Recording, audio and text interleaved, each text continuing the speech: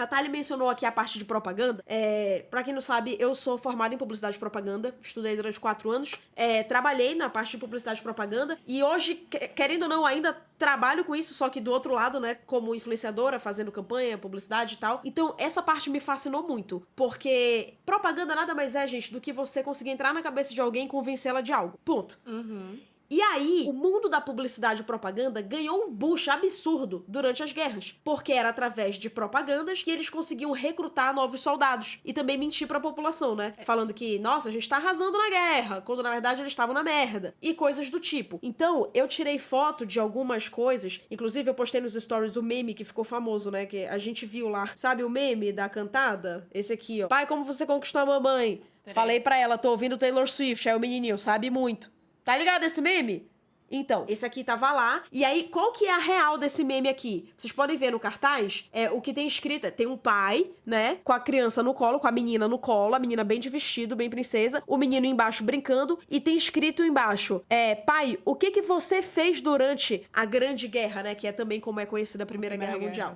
Então, eles começaram a jogar nesse lado bem sexista mesmo, bem machista. Muito sexista. Pra pegar naquela questão da honra do homem, entendeu? Quando a guerra passar, você vai falar pros seus filhos o que você tava fazendo durante a guerra. Você tava lutando pelo seu país, sendo um cara de honra, ou você tava em casa como um covarde cuidando dos seus filhos, entendeu? Eles começaram a jogar nesse discurso. E esse discurso funcionava muito. Claro. Muitos soldados começaram a se alistar por causa desse tipo de propaganda, entendeu? Porque não queria ser uma vergonha pra família. Só que ao mesmo tempo, vamos lá. Tinha muita gente casando desesperadamente porque eles falavam, não, é que eu sou o único provedor da família, não posso ir pra guerra. Exato, era como eles conseguiam se livrar. Imagina, da tu guerra lá, também. saía com uma pessoa, no dia seguinte ela tava te pedindo casamento, se tu for um pouco mais emocionado, tu vai lá em casa, e aí tu fica, meu Deus, me ame a pessoa.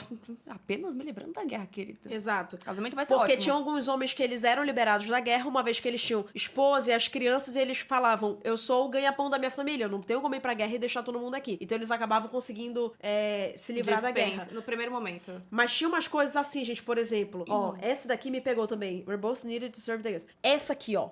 Isso daqui, ó. Esse cartaz aqui tem escrito, nós dois somos necessários para servir as armas. Encham os... que é ranks? Encham, os tanques?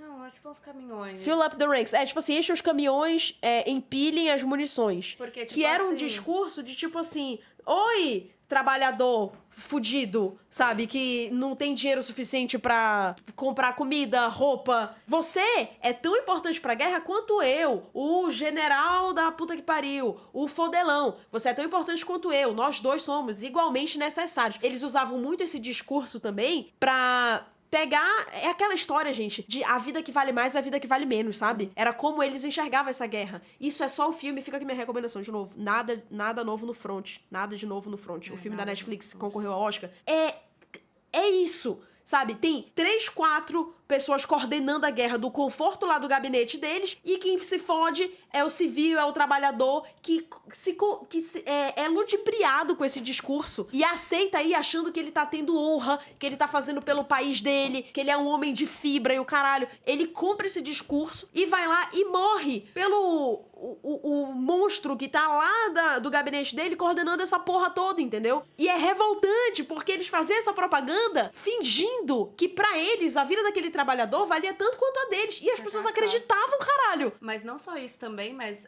nessa época começou toda uma questão de alimentação. Eles viravam pras pessoas e falavam, a gente precisa mandar alimento pro pessoal que tá na guerra, tá? Então vamos fazer o seguinte, tu em vez de comer um pacote de pão por semana, tu pode comer um pacote de pão no mês. E aí eles ficavam nessa de, o esforço de vocês tá valendo a vida dos nossos guerreiros lá na guerra. Então, tu pega toda a tua família, que já tá sem pai, reduz a alimentação, porque a gente precisa que vocês trabalhem, sim, mas a gente vai aumentar os impostos, porque com esses impostos a gente vai comprar mais pão pra mandar pro pessoal na guerra. Tu acha que isso mudou com tanto de imposto que a gente paga pra leite condensado pro pessoal que tá no exército? Vocês acham que a história então, mudou? Olha o comentário da Bruna aqui. E depois da guerra, toda a parte das mulheres terem muita independência e trabalharem fora enquanto os homens estavam na guerra, e durante os anos 50 começar um movimento da publicidade de convencer que mulheres tinham que cuidar da casa da família porque estavam ocupando espaços dos homens. Tinha muita propaganda sobre isso, principalmente na Segunda Guerra. Na primeira eles ainda aguentaram um pouco melhor o tranco, mas na segunda teve muito disso, de, primeiro, começar a falar sobre mulheres se alistarem, né, pra serviços, principalmente dirigindo ambulâncias, sendo enfermeiras.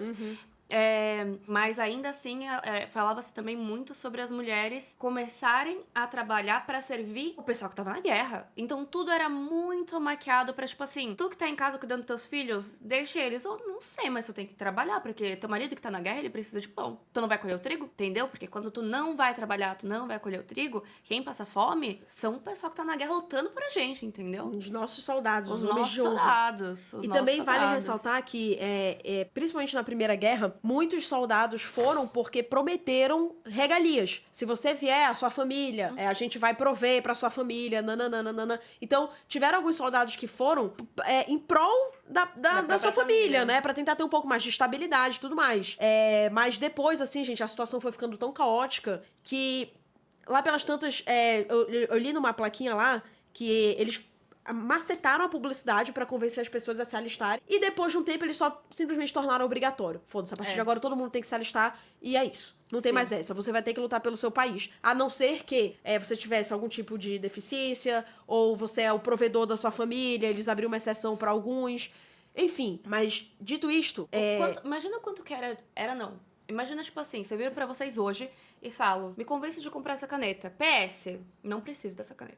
A dificuldade que vocês vão ter de me vender essa caneta, tem que ter uma história muito boa por trás. Me convence de ir pra uma guerra, de deixar minha família, deixar meus filhos, entendeu? Deixar minha esposa, deixar minhas cachorras, entendeu? Me convence de que é ok eu morrer pelo país, entendeu? Exato. E o quanto que, na Primeira Guerra, inclusive, tinha uma carta lá no museu que era de um dos japoneses que foram kamikazes, né? Aqueles aviões que eles jogavam em barcos, principalmente, enfim, né? Um avião jogado num barco causa um estrago muito grande. E aí, era uma carta de um menino de 17 anos que ele tinha sido prometido pela honra, né, da família dele. Ele ia se tornar um kamikaze. E ele, escrevendo na noite anterior, ele se percebeu sendo apenas uma ignição. Ele não era uma honra, não era um ato de honra que ele estava fazendo. Ele não era alguém importante. Ele era só uma ferramenta. Uma ferramenta que precisava, que se tivesse, sei lá, hoje em dia drone, entendeu? Ele não ia precisar estar ali. Não era sobre ele ser um herói. Era sobre ele ser uma máquina na ignição do avião, entende? E ele falando que ele, na noite anterior, ele tava com medo, mas que ele não voltaria atrás porque era sobre a honra da família dele e o que ele tinha prometido. Só que ele só se percebeu humano no último dia. E eu, como ele tava com medo, imagina um moleque de 17 anos, entendeu? Sim. Passando por essa sensação. Por isso que eu tô falando, o museu, ele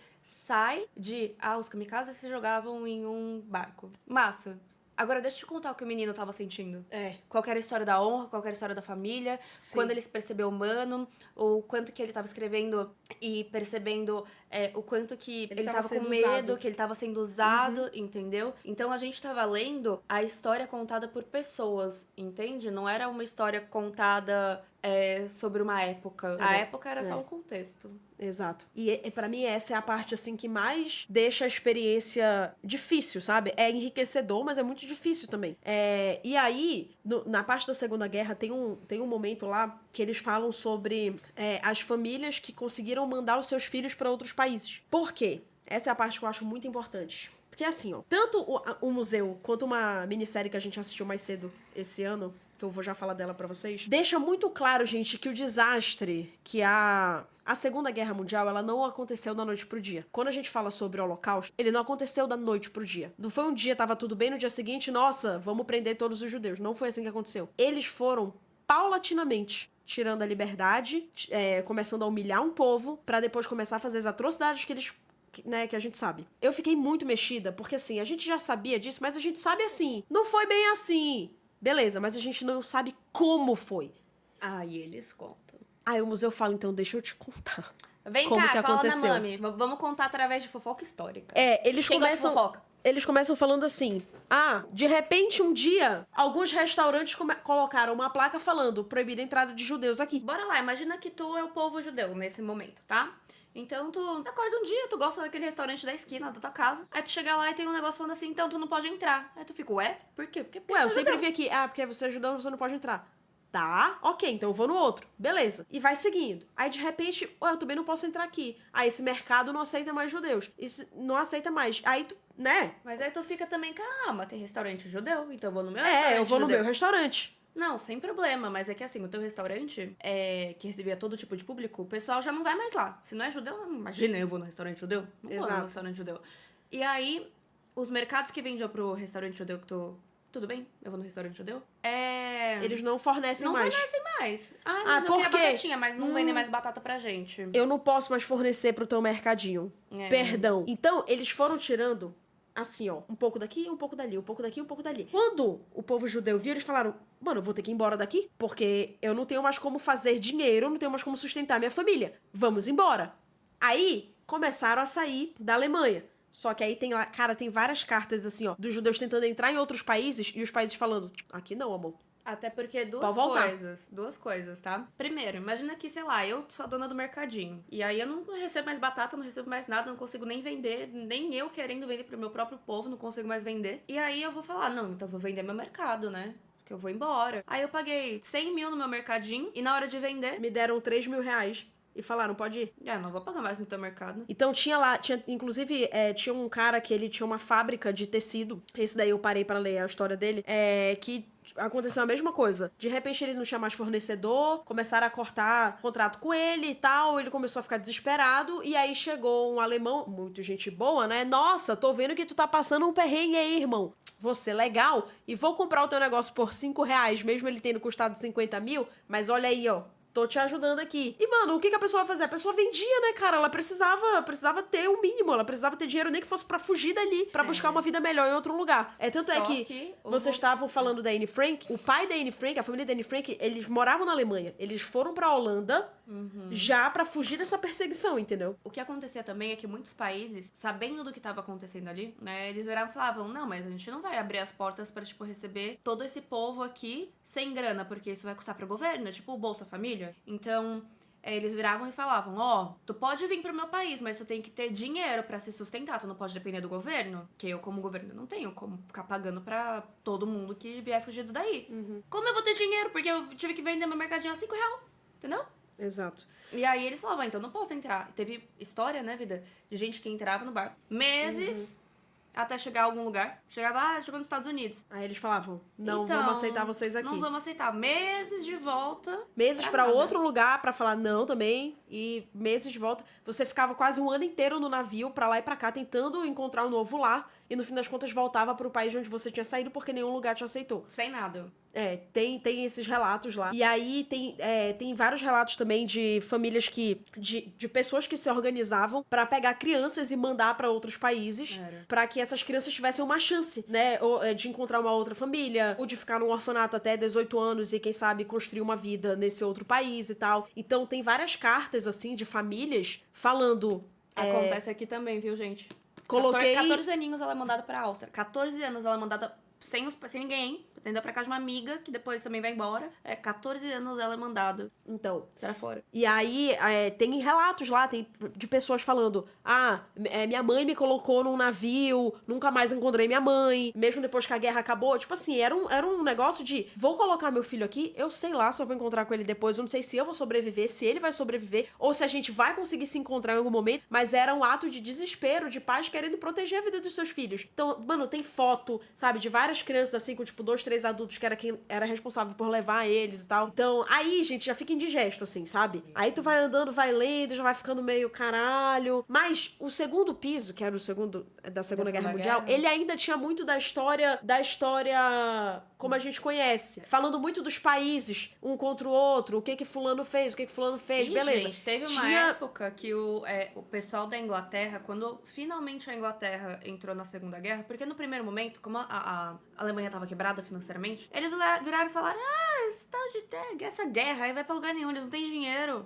Novamente, subestimando o que poderia virar uma grande catástrofe, que é uma coisa que o ser humano adora fazer. Né, isso daí não vai dar nada, não. Não vai dar nada, não. Vai dar nada, não. Eles não vão conseguir... Atenção. Inglaterra olhou e falou, eles não vão conseguir sustentar 2, 3 anos. Gente, 2, 3 anos pra mim já é muita coisa. Sim. E aí eles ficavam, não vai sustentar 2, 3 anos. E aí, quando começou a apertar para outros países, quando eles viram que eles conseguiram emplacar a guerra, a Inglaterra entrou. E eles, lembrando que Inglaterra, né, colonizadora, tinha vários países embaixo deles, né, a gente fala aí de Índia, a gente pode falar aí de Austrália. A própria relação com os Estados Unidos ainda era muito próxima, né? E aí eles ficavam, tipo, primeira coisa que eles viravam e falavam, ei, vocês têm que mandar gente pra nossa guerra.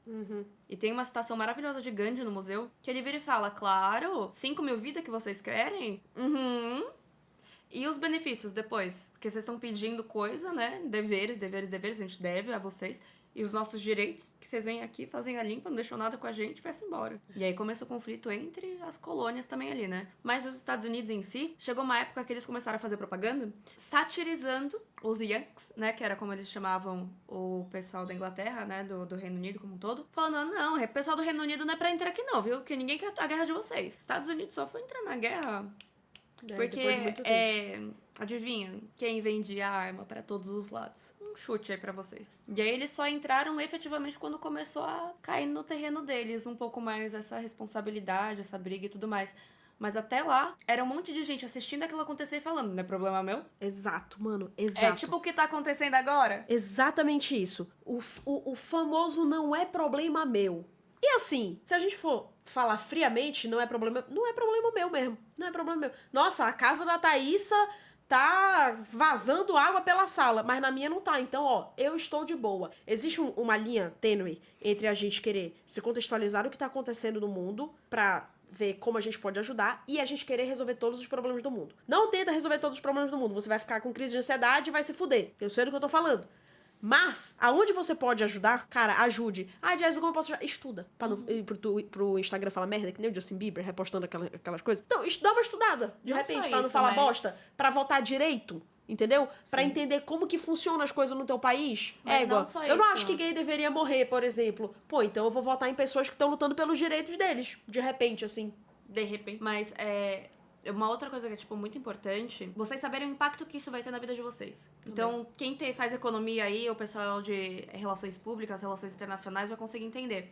Ai, não gosto dessa história de guerra e tal, mas tá, de repente, vazando água na casa da Thaísa, a coisa que reabastece a água da nossa cidade vai ter menos água, porque tá vazando lá, não tá controlado. A água vai ficar mais cara. Pra quem? Só pra Thaísa? Não, pra cidade toda. E vai ter menos. Aí vai ter menos. Vai ficar mais caro e vai ter menos. Aí daqui a pouco a gente tá tendo que racionar água. Por quê? Porque tá vazando água na Lá casa na da casa da Thaísa, que Thaísa. não era problema nosso, lembra? Não era problema nosso. Mas daí, de repente, eu começo a ficar puta com quem? Com a Thaís. Eu vou ficar, pô, por que tu não resolveu antes? Daí ela fica, pô, mas tava sem grana.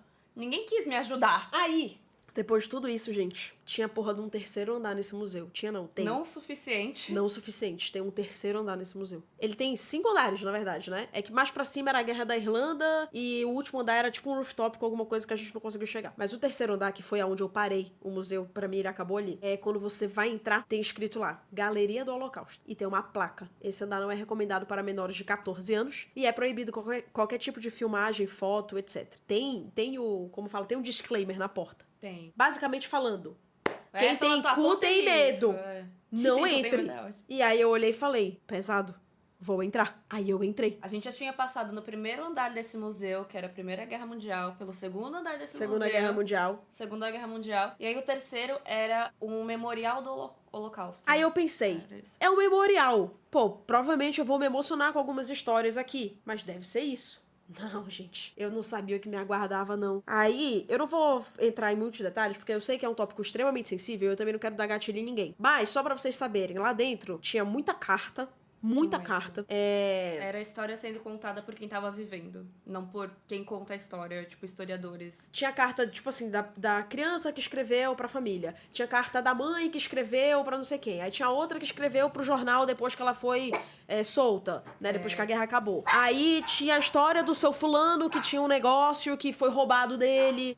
Aí tinha a história de um soldado alemão que ajudou a salvar não sei quem. Várias histórias assim. Várias. Só- Desde histórias boas até histórias indigestas. Só que assim, tinha uma parte lá que falava sobre como os judeus eram transportados pros campos de concentração, por exemplo. Tinha a porra do vagão do trem. Tu tá entendendo? Só de lembrar me dá um negócio. A Jéssica, naquele momento, virou pra mim e falou: Não, eu quase Não tô terminei. for- Mas assim, mas você vai parando pra ler, cara, aquilo vai te dando um embrulho no estômago, tipo de... porque não tem os campos de concentração, todo mundo sabe, né, que existiu. Mas tem, por exemplo, os guetos, que era o quê? Os alemães tiravam os judeus das suas casas e falavam, vamos levar vocês pra um lugar onde vocês podem recomeçar a vida de vocês. Isso, não é? Vocês não conseguem comprar nada, comer nada, a gente vai levar vocês A gente vai levar vocês pra um lugar show de bolas. Vocês vão poder plantar. A terra é de vocês, façam o que vocês quiserem. Quando chegava lá, mano, era insalubre, entendeu? A condição era insalubre. Não dava pra plantar nada. Era muita gente morando na mesma casa. Era, assim, condições realmente subhumanas. Que era uma maneira de dizimar o povo também, porque eles iam morrendo de doença, de fome, de frio. Então, gente, daí... Só que aí o museu, ele vai além. Ele tem umas fotos, entendeu? Fala sobre o disclaimer deles. Calma, que isso é em outra parte. As fotos eles têm em vários momentos. Tem, por exemplo, o pijama listrado. Tinha lá o pijama que foi realmente... Não era uma amostra, era assim, não. Era o fucking pijama, tá? Todo sujo. Aí tinha um pijama com uma estrela vermelha, que era os prisioneiros políticos. Tinha pra gay, com o triângulo rosa. E aí, esse era gay e era prisioneiro político junto. Aí tinha o P dentro do triângulo rosa. Exatamente. Então, assim...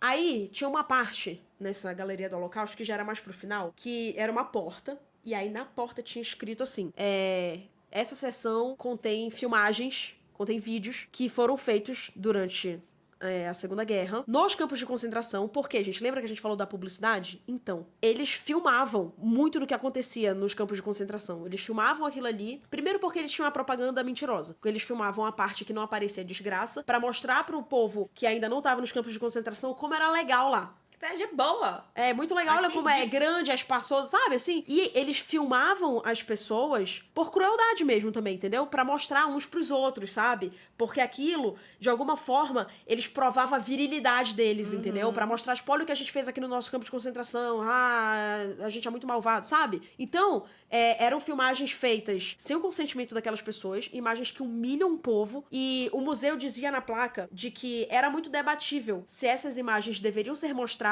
ou destruídas pra sempre. Porém, o museu escolheu mostrar pra que as pessoas tenham o real choque da situação, pra que isso nunca mais se repita. Tinha lá a porra do disclaimer. Aí eu que já tava... Eu nunca tinha tido a sensação de querer vomitar por ver alguma coisa. Nunca. Tem gente que vê uma pessoa vomitando, quero vomitar também. Tem gente que vê um negócio que acha nojento, quero vomitar também. E tem gente que, sei lá, recebe uma notícia muito ruim ou vê alguma coisa muito ruim, a pessoa, ela quer vomitar. Isso é bem comum. Eu nunca tinha passado por isso. Foi a primeira vez na minha vida que eu comecei a sentir um desconforto físico aqui no estômago por estar vendo alguma coisa. Aí eu falei, vou entrar. Quero ver. Porque a curiosidade, gente, a curiosidade matou o gato. Isso é uma merda. Eu sou curiosa. Aí eu entrei. E aí, eu vi uma parte dessas filmagens. Tinha umas filmagens que eram até, tipo, era o povo, sei lá, cavando. Não era nada tão... Oh, meu Deus, só que... as pessoas em condição, tipo assim...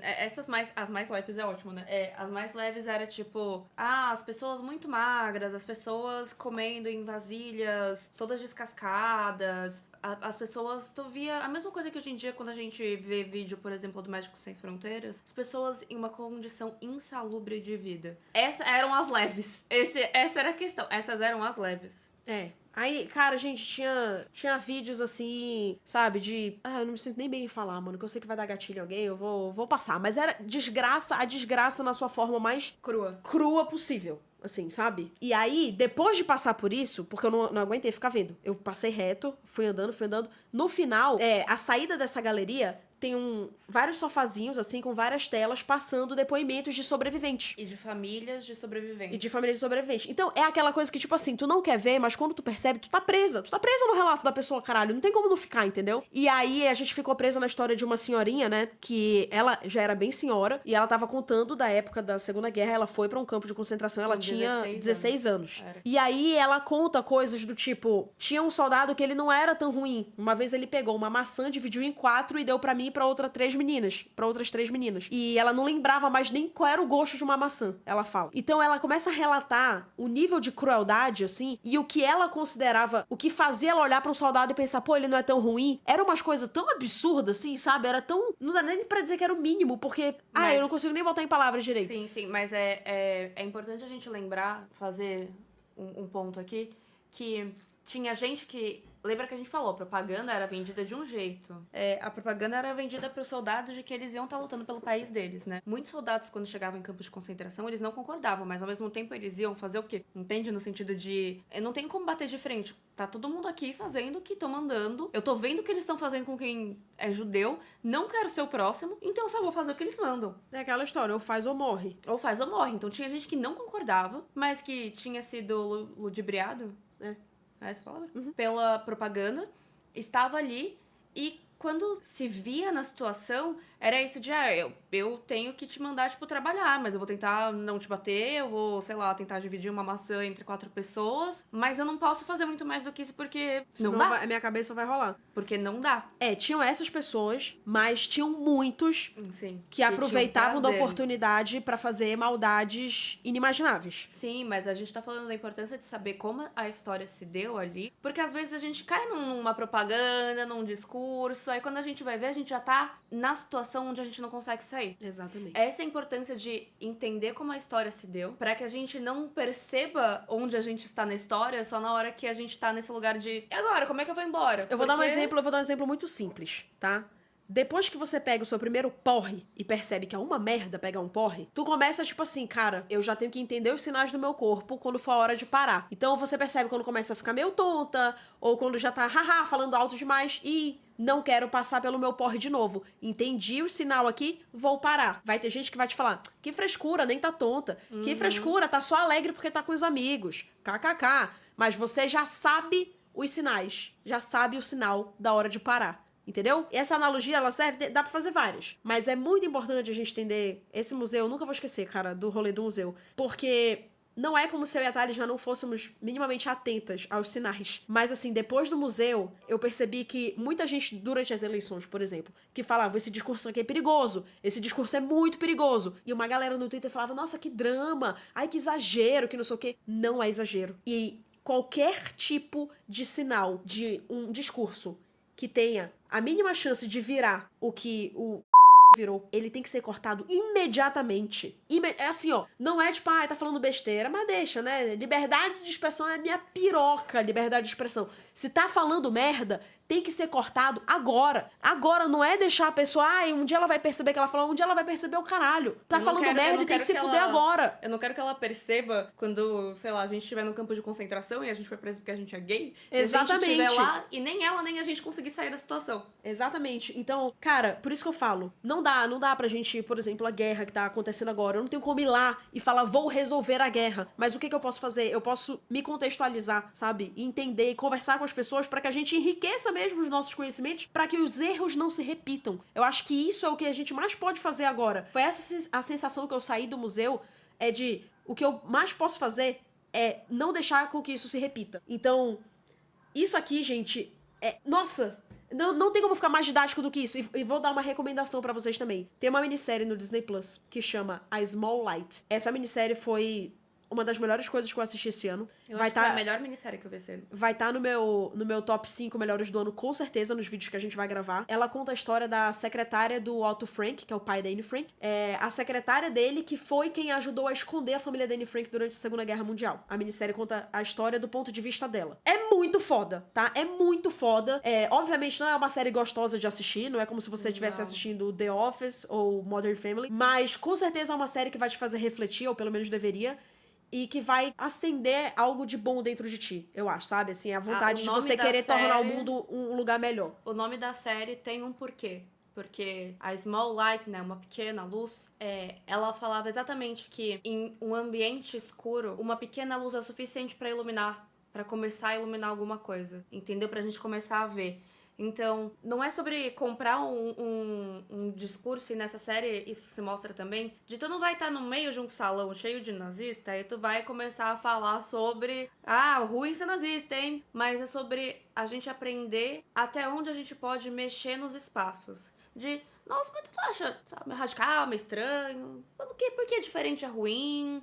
Tipo, é sobre a gente começar a questionar dentro do que cabe a gente nos ambientes onde a gente percebe que aqueles discursos existem. Exatamente. Não é se colocar em perigo, não é ir num lugar cheio de nazista e virar e falar, quer saber, eu vou falar aqui que eu não concordo. É isso. Vocês são boas. É a história do Uber, sabe? Se eu pego um Uber com um cara que pensa que a gente tem que bater em cachorro, eu vou falar, moço, tem mesmo. Por quê? Porque eu quero chegar em casa, mano. Entendeu? Então foda-se, eu só vou concordar com qualquer merda que ele falar porque eu quero chegar sã e salvo em casa. Então é a história de você se ver num local onde eu não tenho chance aqui, então eu tenho que jogar o jogo. E você joga o jogo. E você encontra o melhor momento de bater no Uber que acho que tem que bater em cachorro, entendeu? Esse tem uma parte específica dessa série, eu não lembro qual é o episódio, mas que o marido da Mip, que é a secretária, que ele dá uma aula sobre isso. Sobre escolhe o momento de bater. Não é qualquer momento, não dá pra ser burro, entendeu? Não dá pra ser burro pra lidar com esse tipo de gente. Não dá. Não dá. Não dá pra ser burro pra lidar com outros burros, entendeu? A gente tem que ser melhor do que eles. Então a gente tem que saber a hora certa de falar as coisas.